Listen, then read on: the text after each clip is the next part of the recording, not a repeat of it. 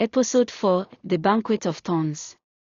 It is said that when a man drinks from the calabash of power, his tongue may forget humility, and his heart may grow teeth.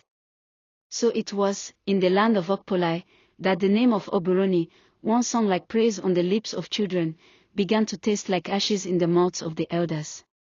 The whispers first began like a slow wind in the tall grass, unsettling but uncertain.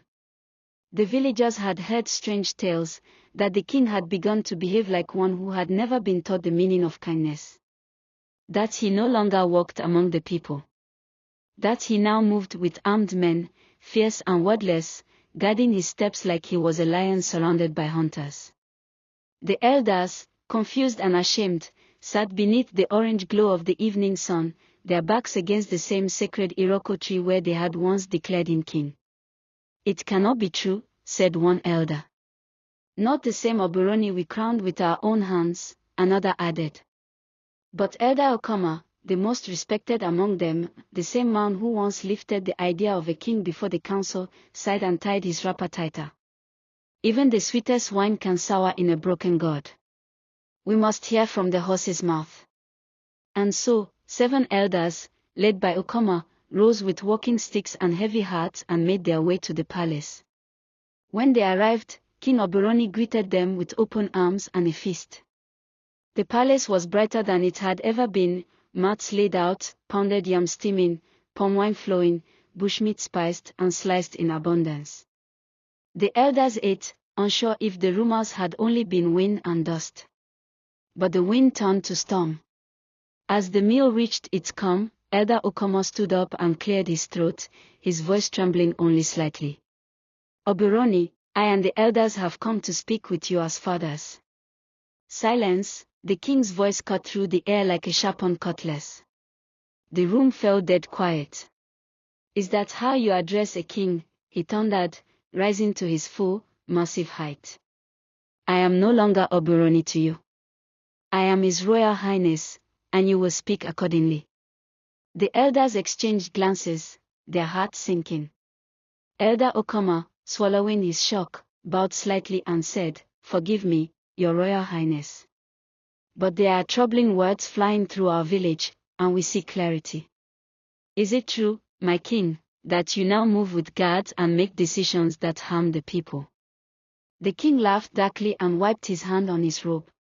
"Yes. It is true." "And what of it?" he sneered. "Should a king roam without guards like a wandering goat? Am I your mate?" Okoma, stunned but still brave, tried to reason. "But my king, these changes bring fear. Leadership is not by fear, but by the love of the people. You were chosen by our hearts, not our fears." But the king's eyes grew red with rage. He slammed his calabash to the ground. "Guards," he bellowed.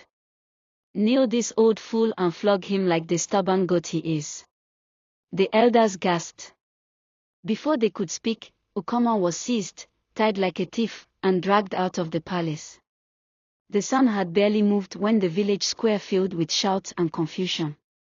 There, before the very Iroko tree that once had the cheers of his coronation, Elder Okoma was beheaded, his blood soaking into the sacred earth, his wife and children wailing in helpless horror.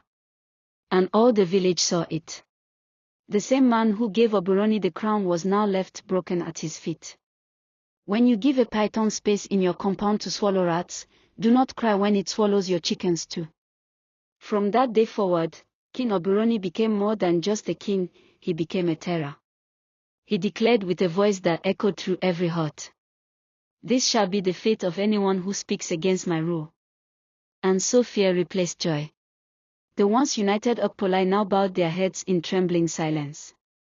Every harvest season, the king's guards came with baskets and blades, seizing the finest yams, goats, vegetables, and palm oil. The people's sweat became the king's feast. But just when the villagers began to think things could not get worse, that the worst had already arrived, something more terrible happened. A darkness darker than night fell upon Ukpili. When the wind whispers through the forest, the wise man listens, but the fool dances, not knowing a storm is near. To be continued.